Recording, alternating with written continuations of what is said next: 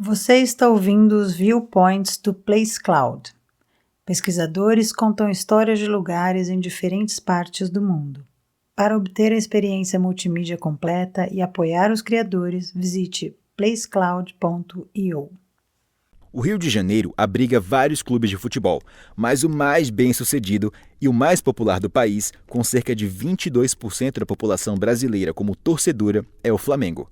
O clube foi fundado em 1895, inicialmente como um clube de remo, e só em 1912 disputou sua primeira partida de futebol, após um grupo de 10 jogadores insatisfeitos do clube de futebol Fluminense, hoje seu principal rival, se separarem após uma disputa. O estádio principal do clube é o famoso Maracanã, construído para a Copa do Mundo FIFA de 1950, sendo palco da final infame em que o Brasil perdeu para o Uruguai por 1-0. O estádio também sediou, em 1989, a Copa América, quando o Brasil se vingou do Uruguai. No entanto, a verdadeira casa do clube é o bairro do Flamengo, atualmente embelezado por um belo parque projetado pelo renomado arquiteto paisagista brasileiro Roberto Burle Marx, em terras aterradas, em 1965. A origem do nome do clube, do bairro e da praia próxima ainda não foi definitivamente estabelecida. Europeus trouxeram flamingos para a área que prosperaram ali, mas a explicação mais persistente para o nome da praia está relacionada ao marinheiro Oliver van Noort, o primeiro holandês a dar a volta ao mundo entre 1598 e 1601. De 1556 a 1714, partes dos atuais Países Baixos, Bélgica e Luxemburgo estavam sob controle espanhol, com o norte dos Países Baixos iniciando uma luta para se libertar do domínio espanhol a partir de 1568, no que se transformou na Guerra dos 80 Anos, coincidindo com o início da Idade de Ouro holandesa. Durante esse período, a liberdade religiosa foi mais restrita na Espanha e em Portugal, levando judeus portugueses e protestantes dos Países Baixos, sob controle espanhol, a migrarem para o norte mais liberal, ambos os grupos enriquecendo a economia holandesa com dinheiro, conexões e ambições coloniais. Atualmente, chamamos as regiões dos Países Baixos sob domínio espanhol de Países Baixos espanhóis, mas os próprios espanhóis descreveram a região como Flandres, o que agora associamos com a parte de língua holandesa da Bélgica. No entanto, os espanhóis usavam o termo como uma metonímia, ou seja, usavam o nome de uma sub-região para descrever a área como um todo. Assim, os espanhóis geralmente se referiam a todos os holandeses e falantes de holandês como flamengos. Com a ascensão econômica dos Países Baixos e as riquezas do sul global à disposição dos novos capitalistas do norte global, aventureiros na Holanda estavam ansiosos para tentar reivindicar uma parte do bolo colonial para si mesmos e seus financiadores. Essas conquistas e administrações coloniais foram formalizadas pela Companhia Holandesa das Índias Orientais e pela Companhia das Índias Ocidentais. Mas no final do século XVI, prevalecia entre os exploradores e aventureiros um forte espírito de quem chegar primeiro, serve-se primeiro.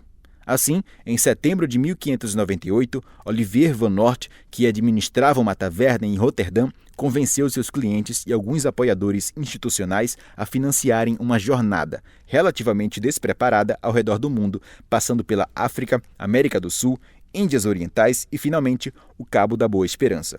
Das 4 embarcações e 250 tripulantes com os quais Van Noort deixou Roterdã, apenas um navio e algumas dezenas de homens retornaram para casa quase 3 anos depois, em agosto de 1601.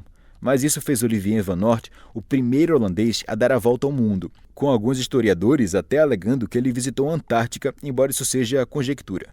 Van Noort publicou um livro sobre sua viagem no mesmo ano em que retornou, e apesar de ser uma grande aventura, enfatiza a natureza amadora de sua expedição, envolvendo-se em pequenos conflitos em quase todos os portos, sobrevivendo com a mistura de sorte, comércio, luta, tomada de reféns e escorbuto.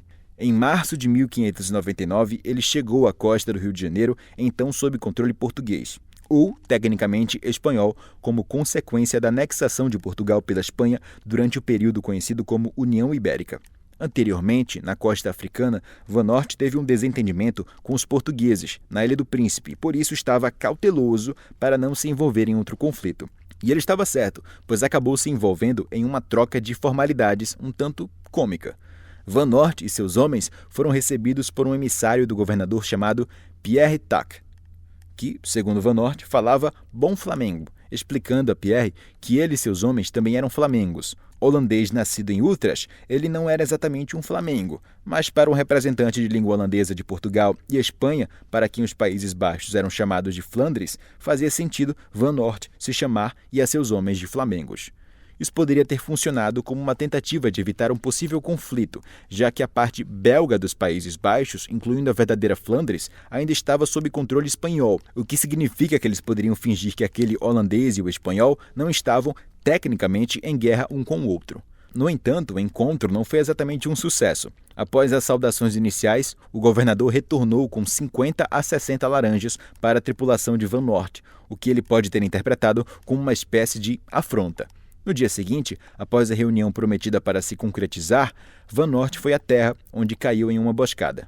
Ambos os lados conseguiram capturar alguns reféns e no dia seguinte, após uma troca de prisioneiros, os holandeses deixaram a cidade e eventualmente recuperaram-se do escorbuto, em uma ilha desabitada na costa brasileira. A origem do nome da praia e do bairro Flamengo é normalmente atribuída a Van Noort, invadindo a cidade naquela mesma praia. Nas décadas seguintes, a visita de Van Noort à área foi chamada de Praia do Sapateiro, em homenagem ao sapateiro português que morava ali. Portanto, o nome Flamengo não era muito comum, se é que era usado nos anos após a aparição de Van Noort.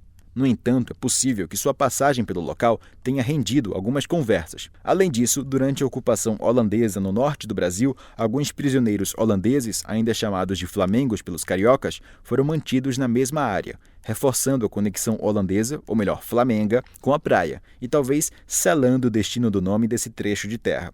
Van Noort, eventualmente, retornou à Holanda com uma tripulação bastante reduzida, mas ainda assim foi o primeiro holandês a dar a volta ao mundo. Mais tarde, ele serviu como comandante de guarnição na cidade de Schoonhoven, onde morreu em 1626. No Campeonato Brasileiro de Futebol de 2024, o Flamengo está correndo atrás do vizinho Botafogo, apenas uma praia de distância do Flamengo. Por enquanto, parece que esses holandeses também estão sendo colocados em desvantagem.